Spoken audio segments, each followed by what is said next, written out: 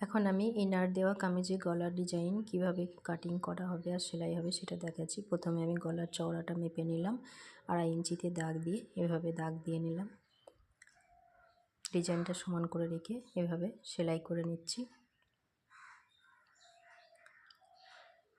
এভাবে সেলাই করার পরে এভাবে খুলে নিয়ে উল্টো দিকে ইনারটা এইভাবে কাট দিয়ে নিয়ে এইভাবে রেখে দিয়ে এখান থেকে বরাবর বড় সেলাই দিয়ে এটা টাঁক দিয়ে নেব। এভাবে আমি টাঁক দিয়ে নিচ্ছি, সমান করে হাত দিয়ে প্রেস করে নিয়ে ফুলে যেন না থাকে সেই মতো এইভাবে আমি সেলাই করে নিচ্ছি। এই পাশটাও এইভাবে সেলাই করে নিচ্ছি।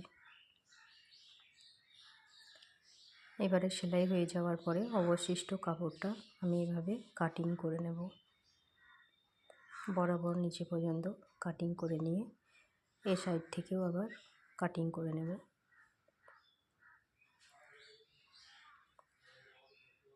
এভাবে কাটিং করে নেওয়ার পরে গলার পট্টিটা আমি নিলাম 5 ইঞ্চি চওড়া আর লম্বায় 8.5-9 ইঞ্চি মতো নিতে পারো।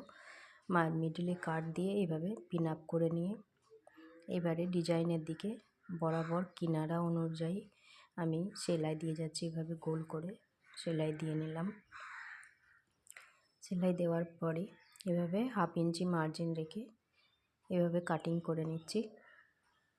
কাটিং করে নেওয়ার পরে এভাবে কাট দিয়ে নিতে হবে যাতে কাপড়টা টেনে না থাকে।